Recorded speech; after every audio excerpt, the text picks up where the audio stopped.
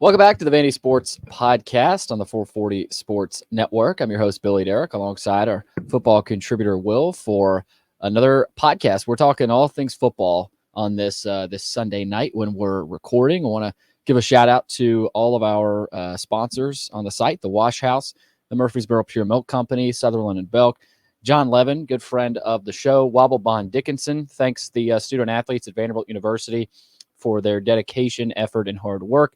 And Yeaman Packaging Systems, leaders in end-of-line packaging automation. Will, what did you think of Saturday? That was pretty impressive. The fact that Vanderbilt was able to come out, dominate Alcorn State really from beginning to end. Final score 55-0. We're just going to dive into the game, dive into some of our thoughts, and maybe some of the things we learned. I don't think you come away with that game learning too much about the team. I think, if anything, it just reaffirmed what I think we all already knew about this team. But, well, I told this to Joey. I was impressed about how dominant they were. But the fact that Alcorn State, you go over to the defensive end for Vanderbilt, the fact they didn't cross midfield, that tells you something. I mean, I think that tells you something about this defense. And I know it's Alcorn State, but I don't think we can scoff over this result, because last year they couldn't do that. Alabama A&M, I know final score was lopsided, but I mean, that first half was ugly. So you can tell, Will, the mindset of this team is to go 1-0 every week, no matter who they're playing. Listen, Billy, as a Vandy fan, you can never get tired of winning, right? Because there's not a lot of winning that's been going around this program the last couple years, or even the last decade, to be honest with you. So it was a really good game. We took care of business, did what we're supposed to do. And now it wasn't all rainbows and sunshine. There's a couple things that I particularly didn't like, not for like performance wise, but a couple things that were concerning. We'll get into in a minute, but you can't be upset with a 55-0 win. They took care of business. They beat a team like they should have. They continued on from the impressive win from Virginia Tech, and it looks like they're building momentum. They're building confidence, and this is exactly what you want to see going into what's going to be a very brutal SEC schedule in the next coming weeks. And they're not doing something that they have done maybe in the past, where a team that they should beat like this, they kind of slip up and a couple of hiccups, or get caught sleepwalking. I think about the Elon game, which if I'm not mistaken, Elon is an FCS school, right? And they only won by like 11 points 2 years ago. So it wasn't a team that they dominated like they should have. So this is looks like we lost you for a second.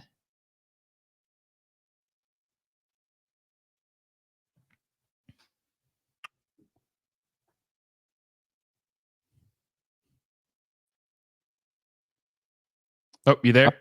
All right, I'm back. Yeah, keep going. Okay. Yeah. So anyway, Elon was a team that we probably should have beaten like this, but it was a lot closer than it should have been.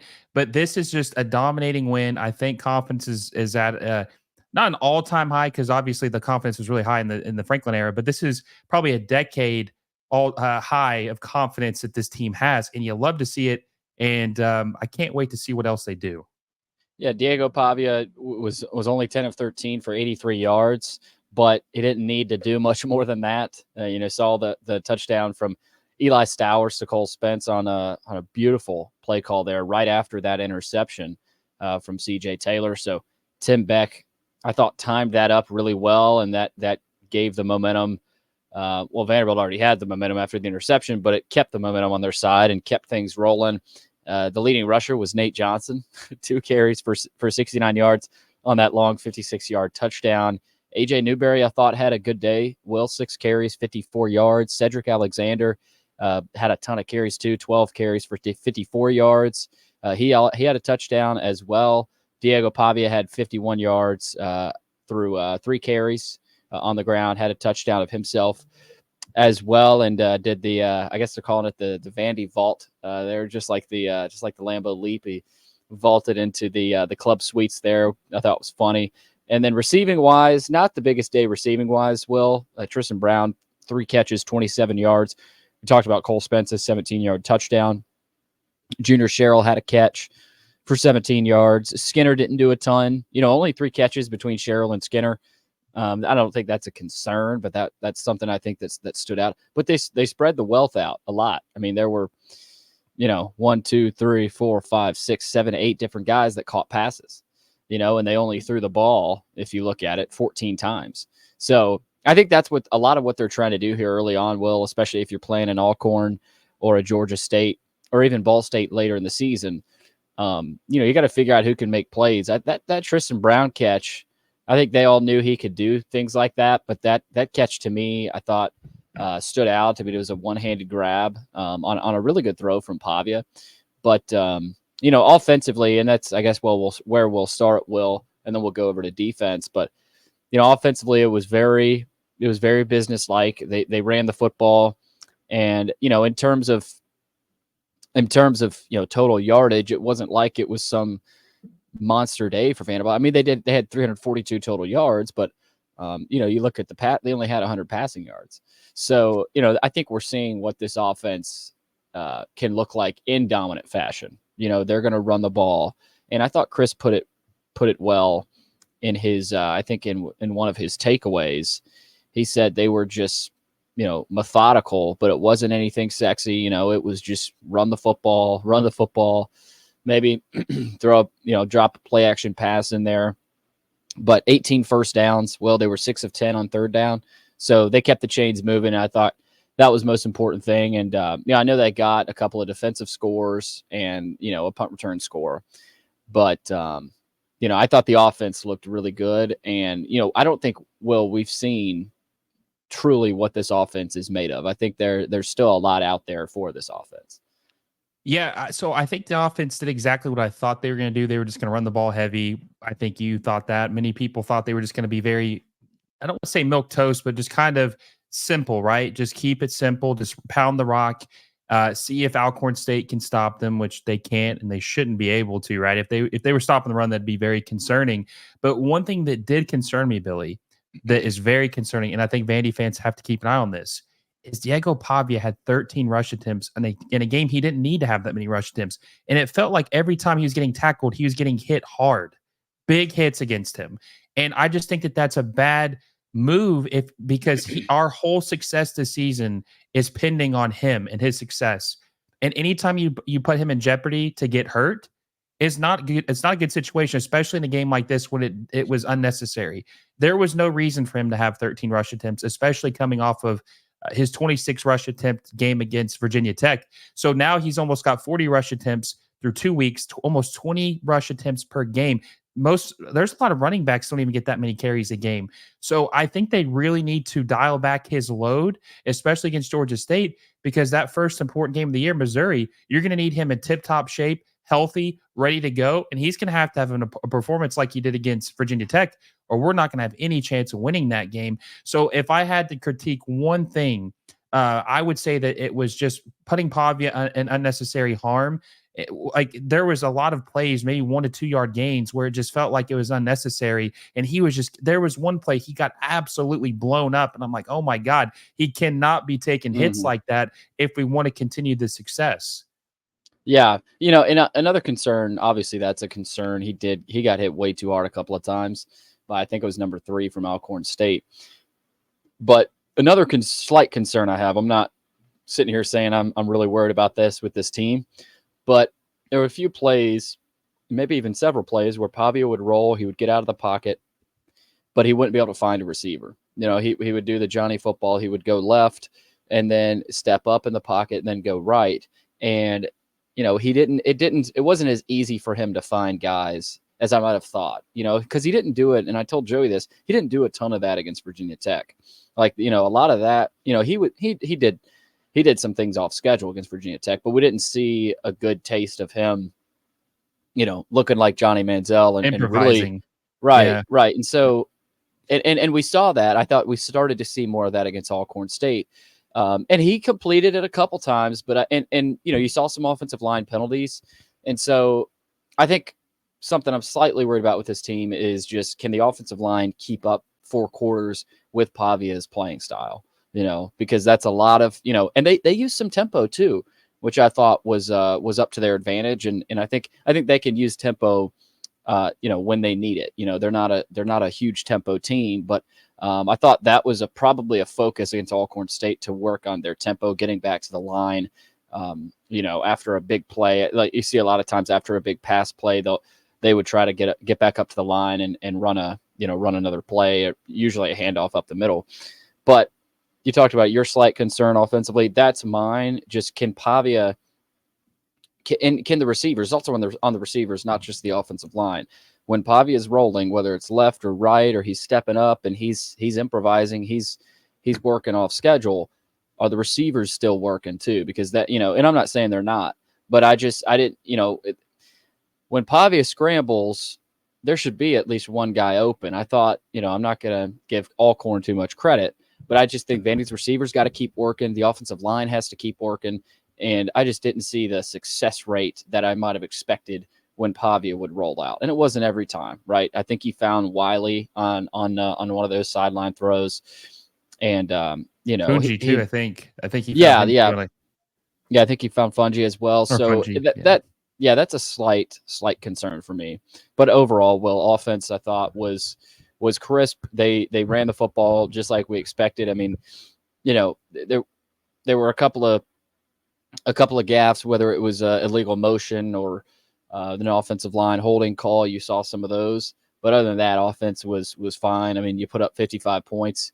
I know there was a defensive touchdown and a punt return touchdown, but that hasn't had, putting up 55, whether it's on offense or defense or special teams like that hasn't happened since I think it was the Hawaii game a couple of years ago. And even that's kind of an outlier like that. They would play these FCS teams and you might put up high 30s or 40. This team almost got to 60. So I thought that was a really dominant effort from Vanderbilt. So that would be my slight concern offensively. Defensively, I had my defensive report card. Everything was, I gave him an A+. The only concern I had was the dropped interceptions. You had one from Derrick Wright when Martel Height came over and tipped it. So I don't blame Derrick there.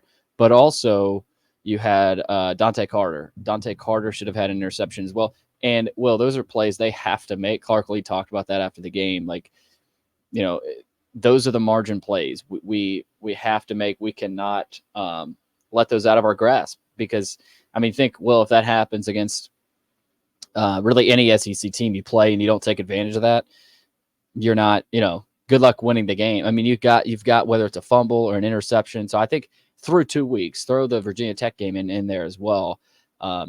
They've got to cash in on those turnover chances.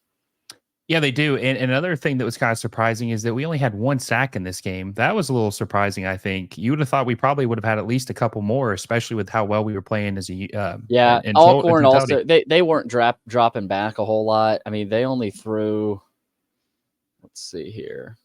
I'm trying to check how many times they threw the football. It wasn't much. It wasn't much. Honestly, I guess similar to Vanderbilt, but this was that's crazy. Alcorn State actually had 2 sacks on us, which is kind of crazy. You thought we would have at least, I don't know. Like, I'm not saying it's a huge, we're nitpicking, obviously. I just want to see the pass rush continue though, because it looked really good against Virginia Tech, right? Even with the 4-man rush, it looked really good. And obviously some blitz packages they had worked pretty effectively too. But that's just nitpicking. That's one thing I would have liked to see this a little better. Prince Colley was the only one that had a sack against Alcorn State, which I don't think that would be the one guy you would have banked on getting that sack if you had to pick one. So that's just like a nitpicking thing, but as a unit, or the whole defense played really well. Martel Height obviously had a good game, not only in the secondary, but on special teams as well. So the defense did what they were supposed to do. And what was it, the stat you said that they didn't get past the 50-yard line the whole game? Mm-hmm. Yep. Yeah. So, and then I think, if I'm not mistaken, Alcorn State played UAB the week before, and it was 41-3. So even, I don't know how good UAB is, but I'm just comparing, obviously, another FBS school that played them. They conceded 3 points. They only scored 41. So, and I would say this too, Billy, maybe you feel differently about this. I think it probably could have been worse. I think we were kind of dialing back a little bit. I don't really think we had our foot on their neck completely or on the gas. I think we were kind of just like on cruise control because at what point in the game did we see mostly secondary or second string Mhm. players come into the game? You know, Yeah, so pretty I think early too. the game probably, well, I think me and you both would agree it could have been a lot uglier than what it was. You almost started to feel bad for Alcorn State at a certain point, right? Because of how bad they're just getting beaten up, which, Mhm. think about that as a Vandy fan, feeling bad for the opponent. How often has that happened?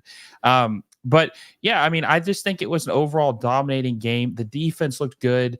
The offense obviously did what they needed to do to put the points up. Ran out of fireworks because we just kept scoring so much. When has Yeah. that ever happened before? So I mean, it was just a good game from start to finish, and we just need to continue this momentum going forward. And one other thing I want to hit on because I think this is very important, especially because of who we're talking to, right? It was so beautiful to see how many Vanderbilt fans showed up to watch them play an FCS school. Historically, it's hard for us to get them to even come watch an SEC opponent or another group of five or another Power Four school. I think it was like what 85% capacity is what we filled, or something like maybe I along think it those was lines. 24. I saw 24,000 just about. Yeah. Okay, so it's maybe probably closer to 70%. But even still, when you're playing an FCS school like Alcorn State, that's mostly going to be Vanderbilt fans. I don't think Alcorn State had that many travelers coming to the bank or the West End. So it was nice to see the fans come and show their support. Hopefully that continues. And I think that I obviously wasn't at the game. I know you were there in the press box, but it looked like the environment was crazy. It looked like everybody was having a good time. Student section was pretty electric, and hopefully that momentum keeps building. And this, I mean, I just never thought this would happen. To be honest with you, I didn't think this early on that they would be bought into what we're seeing. But when you have Pavia and you just it just feels different, Billy. It just feels completely different than what we've seen. It's beautiful to see. Yeah, I was watching an interview last night with Diego Pavi and Eli Stowers, and it was like part two of the one that we put it on our board. We put the link on there, and Pavia had talked about in that interview. I forget when it was, and I might share it on the board if no one has yet. But Pavia, he's at one point in the interview said there's something different in the air. Like there's something in the air in Nashville right now, like around this team within the program. Whether it's culture, culture is a thing. I think it's overblown. I mean, you look at a team like Colorado that goes to Nebraska and their quarterback leaves the game early, and it was quite frankly a disaster. It's not. It's not as out of the ordinary as you think to have a poor culture. In a college football program. And Vanderbilt is one of not just a handful. There's a lot of programs that are led well by a head coach and have strong leadership within the players. But I think this team is very close. They're connected. A lot of it is because of Pavia. A lot of it is because of Jerry Kill and all the other new coaches. But I think ultimately this is due to Clark Lee and his aggression in the offseason and making those changes and making the right moves to get to this point and to get to a feeling of confidence and belief that you're going to go out there and win every single week, no matter who you're playing. Now, we know that's not going to happen this year, but you can start to see all the work come to fruition throughout this offseason because, like you said, Will, you're surprised. I'm surprised. Like, I don't think either you, me, or Joey expected them to beat Virginia Tech. Obviously, Chris, I think Luke is probably the most optimistic out of all of us. But at the end of the day, they're 2-0. They've got a trip to Atlanta coming up against Georgia State. Cannot take them lightly. They're only an 8-point favorite, which is kind of mind-boggling to me. I mean, I think that still tells you that whether it's Vegas or the rest of the country does not necessarily quite respect what they've done so far and are still sleeping on this team. I don't think that's a bad thing, though. I think this team, they have a chip on their shoulder. They're fueled by all of that. They're fueled by the outside noise they're fueled by that disrespect. And who better than a leader in Jerry Kill? I think in a way he is the leader. In a way, obviously Clark Lee's the head coach, but Jerry Kill has just worked wonders, I think, mindset wise, and so has Diego Pavia and the influx of New Mexico State players. But you mentioned the crowd. Will, that was encouraging, and I know there were some free tickets given out. There were some, it was Parents Weekend. I know there were some discount sales and stuff like that. But either way, you still were able to get 24,000 in the stands on a Saturday night. It was perfect weather. It was a beautiful night in Nashville, and there was a good picture that I put out on my Twitter of what it looked like from the north end zone, and that side of the stadium looks pretty full. I mean, it looked packed, and obviously the other side, you saw some Alcorn fans and student section showed up as well. But yeah, I mean, well, you start to feel it, and that's when your fans start to feel it as well. That's contagious, and I think you can tell that now. You can visualize something. This team, I think fans starting to visualize this team potentially making a bowl game this year, especially, and I think that helps about what other SEC teams are doing throughout a weekend, whether it's Auburn or South Carolina or Kentucky. Obviously Tennessee and Missouri blew their opponents out. So did LSU and Alabama and Texas. But you saw a few results there that I think were encouraging if you're a Vanderbilt fan on Saturday. So all in all, Will, you mentioned it. There's there's an excitement here that I did not expect at this point in the season. And my outlook has totally changed. Like I think this team now is a bowl contending team, but they've got, number one, got to keep Pavia healthy. Obviously, you cannot afford too many injuries. I think they've got enough depth to defensively to where I think they'll be okay, and even offensively, like Castillo has been in there on the offensive line and has given some decent reps. Hubbard started against Alcorn. So I thought that was noteworthy, but there's a lot to like right now, Will, and there's there aren't many people that expected that. I'll say that as we've talked about. Well, I'll say this too, Billy. Winning, like you said, is contagious. And I will say, obviously, there's a lot of our listeners are diehard Vanderbilt fan who've been here for many decades, right? So they've seen a lot of downs, is a couple ups, especially in the James Franklin era. I don't think I've ever been this optimistic in the last decade. The Franklin era obviously was very optimistic, and there was a belief that we could punch above our weight, right? We could, maybe get an upset win. I never felt that way with Derrick Mason, honestly. Not to slight him or talk negatively about Derrick, he just never boasted or gave off that confidence that we could knock off a giant or do anything crazy.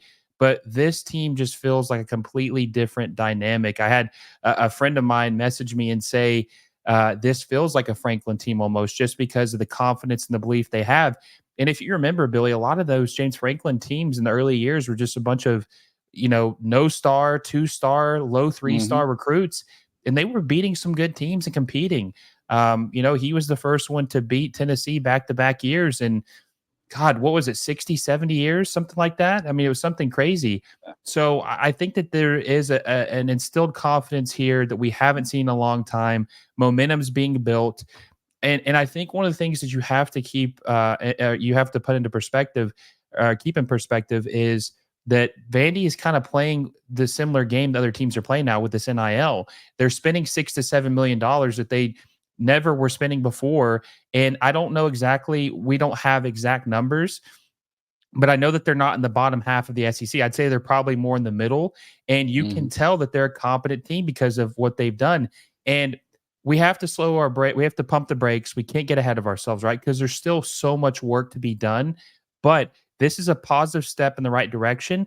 And fans should be excited, because if this is what it looks like right now, imagine how much more we're going to be able to build and the players we're going to be able to get if we can put the track record with the investment like we have.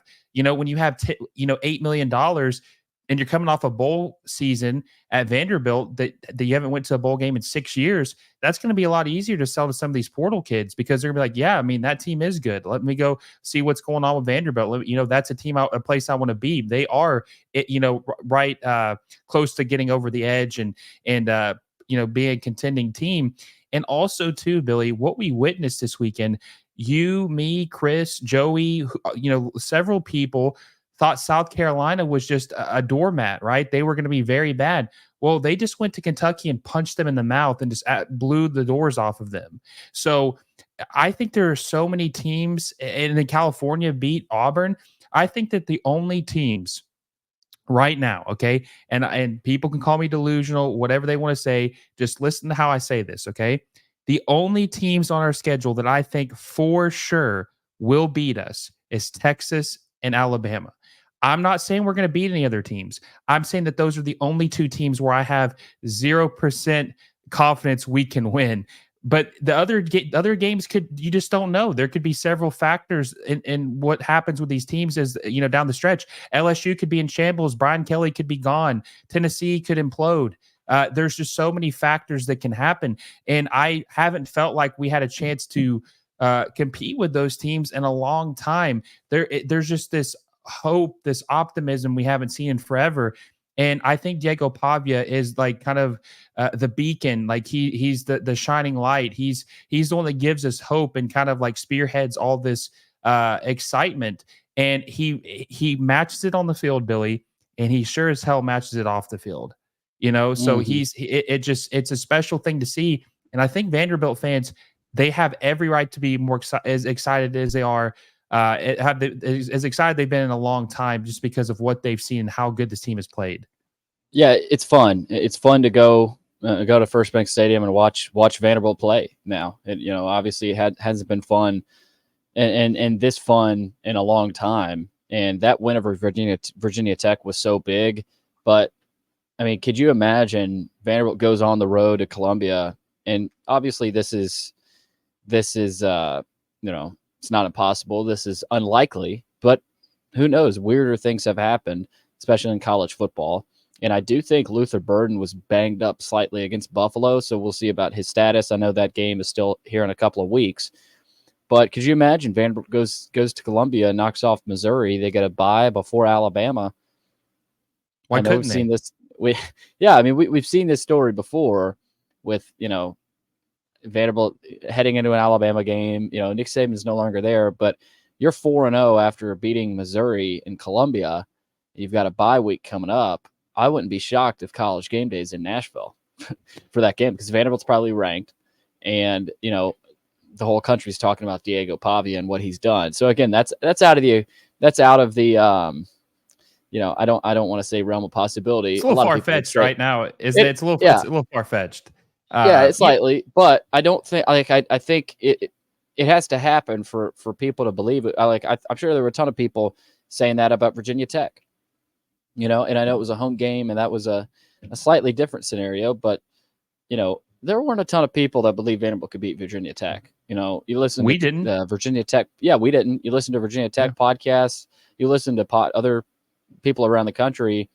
You heard a lot of 45-10 and 38-14. I mean, they didn't even expect it to be close. A lot of people, but Vanderbilt came out and made a statement. So nothing would surprise me from here on out with this team. Let me ask you this, Billy, and I want to ask the people watching this too. Comment down below. Let me know what you think. I'm going to do a weekly thing where I ask you this. Now, obviously, there's going to be a point where it's 100% if they get to the win column, right? To 6 wins. But right now, through 2 weeks, out of 100%, what percentage would you give Vanderbilt finishing with at least 6 wins at this moment after week 2? Man, I mean, that's a good question. I still think it's probably 50-50. I mean, if you go on the road to Columbia and come close to knocking off Missouri, I would probably go 60-40. I would probably sit close to 50-50 right now, probably at 50-50, just because I know that, you beat Virginia Tech and you're 2-0, but, you still got to learn a little bit more about this team, I think, before I'm that confident. But, that Virginia Tech win, they went out and beat them. I mean, it was no fluke. And so that gives me a ton of confidence that they can. But I like that question. We'll see, obviously, what happens down the stretch here, Will. We do have to wrap up here soon. I got a hard out here in about 30 seconds, but give me your parting thoughts. I'm at 60-40 right 60-40? now. Okay. I'm at 60-40 right now because the Virginia Tech game just changed everything. And the last thing I'll say, Billy, and I'd love to know also anybody watching what they think about this. I believe if we have another decisive win this weekend against Georgia State, then I think Vanderbilt is really going to be pushing for a top 25 ranking, which would be the first one that they've had since I think 2008. I don't think they were ever ranked in season top 25 in the Franklin era. I think it was always at the end of the year. I'm pretty sure that's a good observation. I think you're right on that. I think you might actually be right on that. Yeah, so I don't think in the Franklin era they were ever ranked top 25 in season. I think it was always the after season rankings they were top 25. So this would be the first time I think since 2008, the Bobby Johnson 7-6 season, that they would be ranked top 25 in season, which would be huge. So that would be great.